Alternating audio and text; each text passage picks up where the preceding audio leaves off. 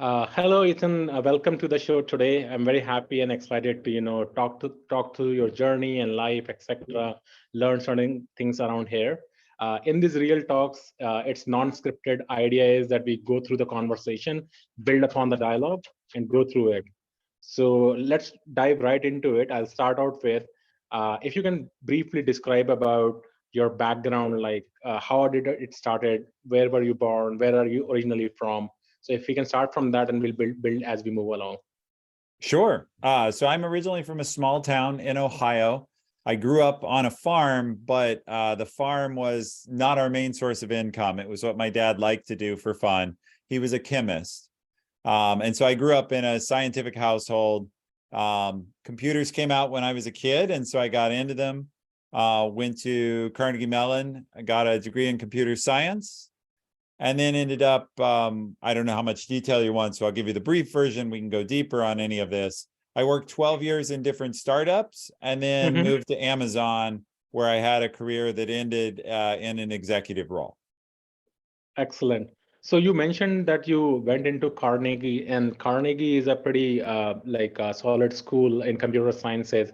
And you did mention you have a scientific, like your dad was a chemist, as you just mentioned. So did you always knew that you wanted to do computer science and you would go to this school, or was your dad your influence, or how did it happen?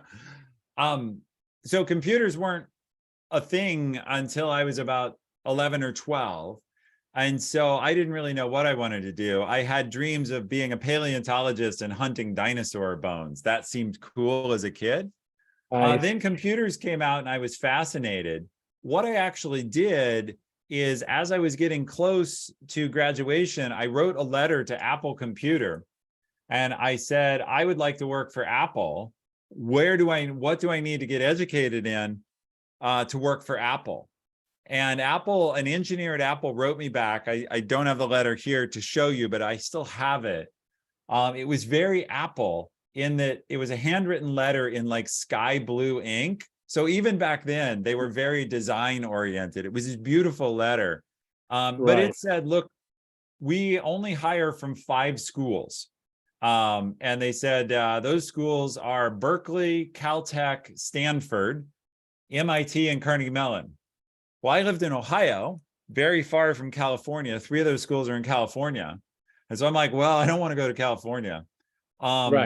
And so it was MIT or Carnegie Mellon. And being totally candid, I was admitted to the one and not the other. So it got really simple.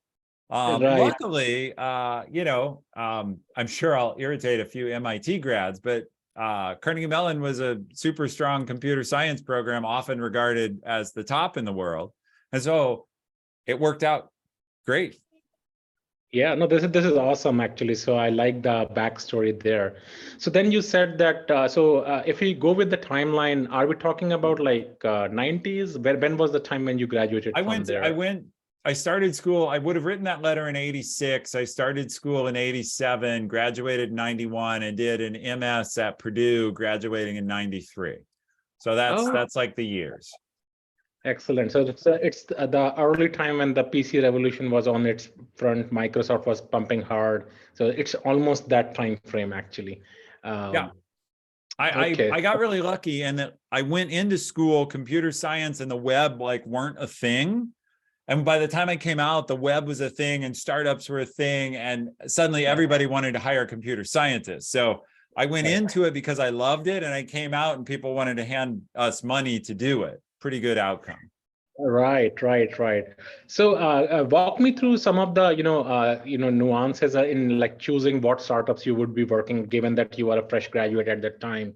What made you join a specific startup at that time, given whatever you knew about startups, or like it was so like people talk about startups all the time now, but this time is different. Like that time, probably they were like new things, like everything was new, right? Yeah. Yes, it was new. Honestly, what happened is one of my best friends worked a summer internship with this startup and talked about it. And he was going to go back there as a graduate. And so he went, and then I learned about it through him. He was my roommate. And so I saw it through him, and then I reached out and joined the startup. I did get a harsh lesson. He joined before they went public and made his first $1 million by like 25 or 26. I joined after they were public, and luckily I still made a little bit of money, but my shares were worth like $40,000. So I got a pretty harsh lesson in startup timing, but it's okay. Right. I mean, back in the day, I think in like mid 90s or early 90s, like 40,000 was a pretty good amount of money. You could buy a house with that money, Yep, actually. it was the house down payment with some, my first house down payment was through that job, which is great, right? I own my own house from the time I was 25-ish. So not a lot of people can say that. Right. That's very good. So by that time, you were already in Seattle then? No, this is the startup was in Pittsburgh. It was started by Carnegie Mellon professors. I spent 14 years in Pittsburgh. And all the startups I actually did were somewhere in the, even though it's unusual, we're all on the East Coast, in Pittsburgh, in Boston, and in Washington, D.C. Oh, nice. So were you working for like government contractors or something like that? Given that, No, just different tech companies. Those are all tech hubs. Right. So I worked for a high-speed networking startup in Pittsburgh, then for a search engine that was ultimately bought by Lycos, now a dead search engine, but which is how I got to Boston. I relocated to Boston when we were acquired to work for Lycos. Then back to Pittsburgh for a network management company, so doing network provisioning basically for telcos.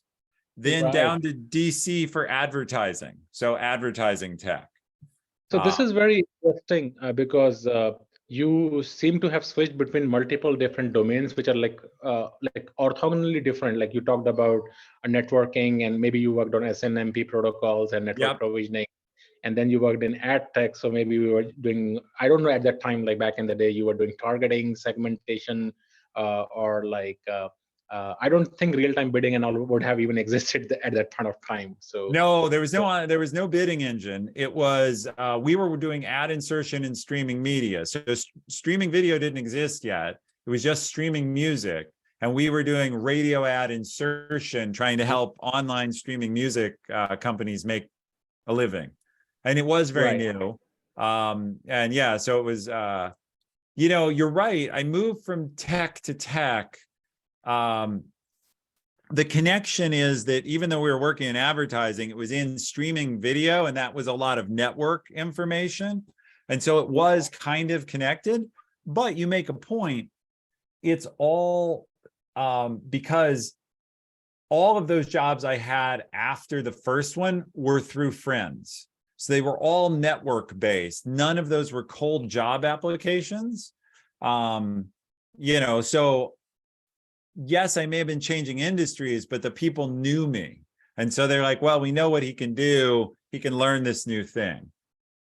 Right. I mean, this is very important, right? So you like stress a point on like networking. People knew you, and it didn't hurt that you were from a very good, CS school as well, right? And all throughout in your East Coast side of things, you kept on hopping from one technology to another. I think fundamentally, I would like to also point out one more thing and probably get your thoughts around there. That fundamentally, when you understand computer science basic principles, whether it is data structures or algorithms, you stressed upon networking. So I'm assuming you are doing RTP and RTCP protocols, and in music and all. Also, probably you were using something along those lines. I guess RFCs at that point of time might have been already developed. I'm not sure. I'm not too sure about it. So, so you were able to relate the SNMP protocols or element management protocols, the provisioning that you were doing, then moving on to RTC or RTCP protocol, which is the backend for like all VoIP communication. I don't know if that's what you were using something else. That's not what you use for music, but the point is true. I was familiar and comfortable with different networking protocols. And at some level, once you understand the different layers of a networking stack, you have the concept and you can apply it in different domains. Right, totally. So I think the takeaway for people like whosoever are listening is that, if you have solid fundamentals, you can apply it to different domains and keep building upon that and extrapolate it. So your one experience in, let's say, advertising, you can apply it to maybe searching next time and maybe to networking third time, as long as you do have the fundamentals and you can apply. And of course, networking always helps because people can give a good name and you can try out different things. This is fascinating. So what made you move from like East Coast? You probably went to school there. It was closer to Ohio. Mhm. And I'm assuming you didn't lived in like West Coast or even visited that time, right? So what I, what I made you do? I'd Yeah. visited, but I was ultimately after 9/11, there was a big period of down economy, and Yeah. the startup I was at laid me off, and so I had to find a job. I found a job in Boston. The job wasn't that great, and that startup was struggling too. And Amazon called me. Now, Hmm. I was familiar with Amazon. This was very early Amazon, but I Right. was familiar with Amazon. Um, and so they interviewed me, and my wife and I discussed like, wow, it's a long way to Seattle, but Yeah. at the same time, I needed a job. I wasn't out of work, but we could kind of see the startup I was working for was shaky, and Amazon sounded better, and then they offered to pay more. So at that point, with young children, uh, stability was what mattered. And it happens then once I moved, Amazon was the right place for me, and I stayed there 15 years.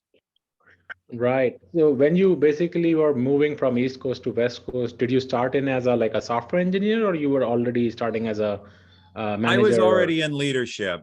I'm a very unusual engineer in that undergrad, Carnegie Mellon, graduate school, but I went into management within my very first startup and never looked back. I was only in an engineering role a very short time, about a year. Nice. That startup was growing so quickly that they quickly needed people to lead, and I gravitated to it. And so I was an engineering manager within 2 years of starting work. And I've Nice. been in management ever since then. So I joined Amazon as a senior manager. Wow, that's like very interesting. I don't think I have ever seen anyone till date who have been an engineering manager in like 2 years of solid work experience. I mean, I think about myself when my career was building. I kind of shifted into like again I gravitated towards leadership and management. And back in the day, I used to also work in the networking and the telecom and that kind of area. Much later in the game, like much early 2000s is the time zone. And at that point of time, I also shifted into management almost within like 4 years. And whosoever I used to meet, they used to say, "We have never met somebody as young." And now you tell me you did it in 2 years. So now I know you always see something different when you meet different people. So Yeah, excellent. So the startup I was at, I was only there in that first startup 3.5 years. And between hiring and acquisition, they grew like ninefold, so almost 10x. So it's only because they were growing so quickly. I actually didn't realize that wasn't normal. In other words, I learned like every year yeah, your team will double, and so you have to pick between job A and job B because there's now two jobs. And it was only later I realized like it's not always like this, because I yeah, didn't know. I thought yeah. doubling every year was normal. Right. Hyper growth kind of, right? So if I jog my memory back, right, and I happen to be a manager also by chance because I was shifted to Japan and I went there as a like a single engineer, like a lead engineer there. And Japan was very different. Like nobody spoke English. Even the comments in the codes were in Japanese, and it was kind of nightmarish for me for the initial 3 months. And I thought, God, I'll come back. Like 3 months is more than enough time for me. But the client becomes happy. They say, no, you need to stay back, you need to build a team, we need to grow this thing. And that's how I shifted into the management, because I couldn't do all the work myself. I hired 10 people, 10 became 60 people before I knew it, and I Wow. was in a management. Yeah, So that's quick. That in a kind of complete I didn't grow to 60 people that quickly. So good for you. yeah. Our situation was different, right? So I was working in Hughes, that was a telecom company. They got a new customer in Japan. So they said they were looking for a person. So I said, okay, let me go there. I went there for 3 months. I hated myself that took this decision because I am a vegetarian since starting. I don't drink. I don't smoke. I didn't. I It don't. must have been a tough culture shock in a lot of ways. Because Japanese enjoy, like every evening they used to say, "Come, pai, go and drink beer and all," and I was like, "Okay, I'm going to drink water," Yeah. So I couldn't like do the regular stuff, and it didn't help that and the Japanese culture was a big shock for me because they were very focused on their work. Nobody used to chit chat, like zero communication, right? Like, so just focus on this, and they'll come right dot on time 8 a.m. and leave right dot at 5 p.m. and nobody would even move their neck. So I was like saying, wow, I'm in a jail or something. Like, what is going on, right? So you couldn't do work, you couldn't do anything except work, right? Yeah, that was it. So So for 3 I hope very you know hard. Japan has changed. I coach some people in a Japanese company and they don't describe it like you are now, but that is the image of the past for sure. So this is like 2005, 2006 I'm talking about, almost Yeah. like 15 years ago. Maybe, Yeah. A whole generation ago. yeah, almost a generation ago, right? Yeah. So, but the good part was, it was a fantastic culture, being on time. Like, I really know, like, what is being on time. Even the trains used to come right, like 8.5, then it will come at 8.5. There's no 6, no 4, exact. Yeah. So that you can't like see anywhere in the world what you can see in Japan, like the timing and etc. So that was a great fun experience. So let me shift gears a little bit into, so it seems that there is always a debate around some people who have seasoned over a period of time and then move into a management role, and then people such as yourself, or even in my case, who have quickly shifted into a management role before they even knew that they were doing management, and kind of learning the ropes while they were managing, like learning on the job kind of a thing. So, in your case, when you were put into this management role, how did you kind of deal with it, or like what were the skills you felt that you did not have at that point of time, which you had to acquire over a period of time? If you can narrate certain things. Yeah. So definitely I was a poor manager in some ways at first. And that led me to a lot of pain.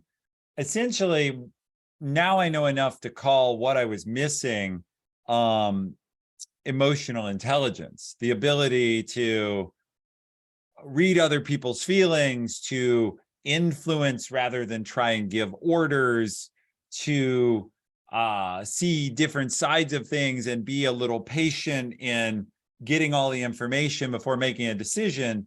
I was like many young engineers.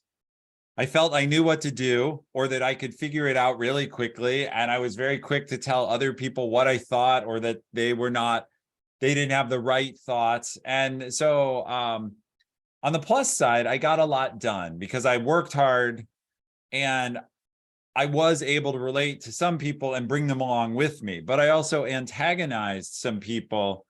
And the story I often tell, the quick summary, is I made a real enemy.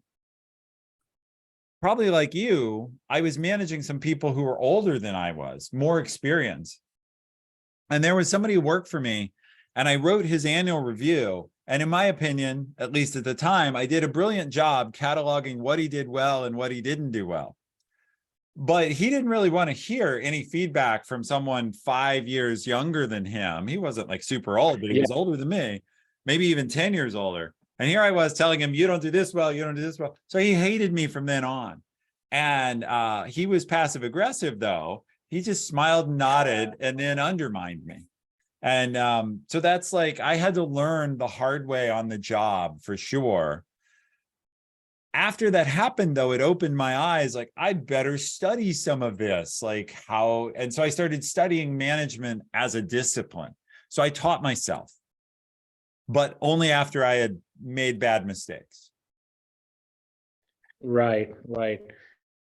This is very fascinating, and I want to relate to my experience as well, kind of similar to what kind of you shared. So when I got into the, first time manager, and that too, I was kind of managing people in Japan actually, and I didn't know the local language, I didn't know the culture, etc. So I think it was a little bit easier for me in the sense because I didn't had to tell Japanese people to do their work because they were so good at it, they'll keep doing it. In fact, I had to tell them, hey, enough of it, you don't have to keep perfecting it, just stop. When you're done, show me your first craft, whatever is done, so that I can validate and know how the progress is going, rather than keep like improving and improving and improving and like burning the midnight oil. So I had to teach them that. Then when I started contract companies, so I contracted a company in India who were like almost 25 people in one company. And then I contracted another company because we couldn't hire just fast enough, which was another company in India, which was another 25 people. And that's how I became two companies here, which was 50 people, and 10 people I hired local in Japan. So I had this 60-member team. And I was just trying to kind of understand like how to deal with it.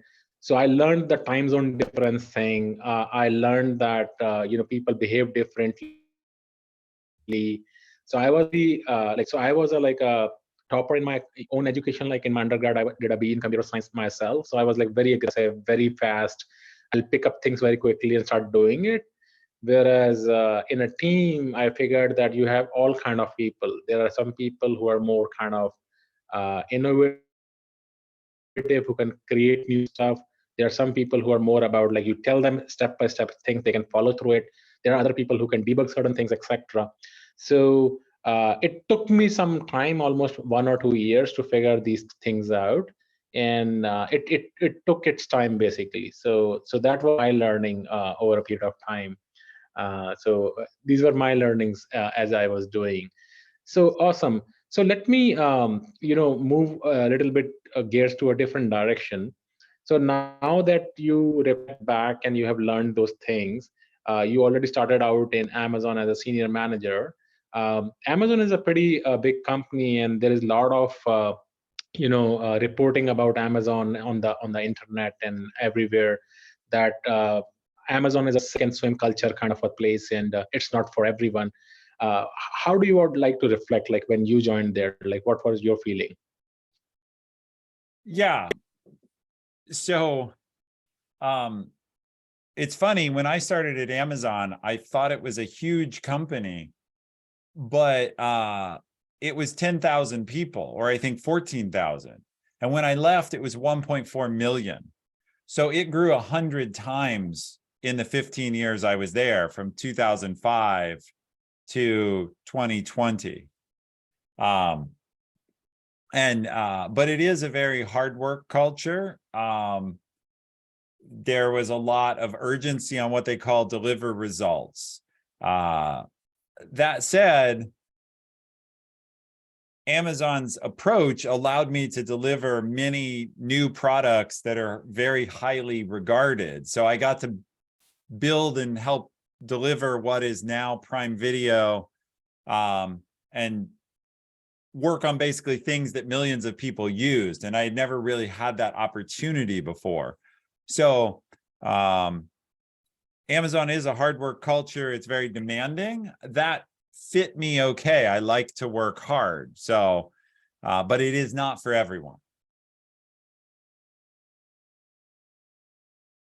This is a very good topic. I think for this session we'll kind of wrap it up with your journey from you started out in Ohio, how you had computers early on in your childhood that led you to basically go ahead to Carnegie Mellon to study computer science, then went ahead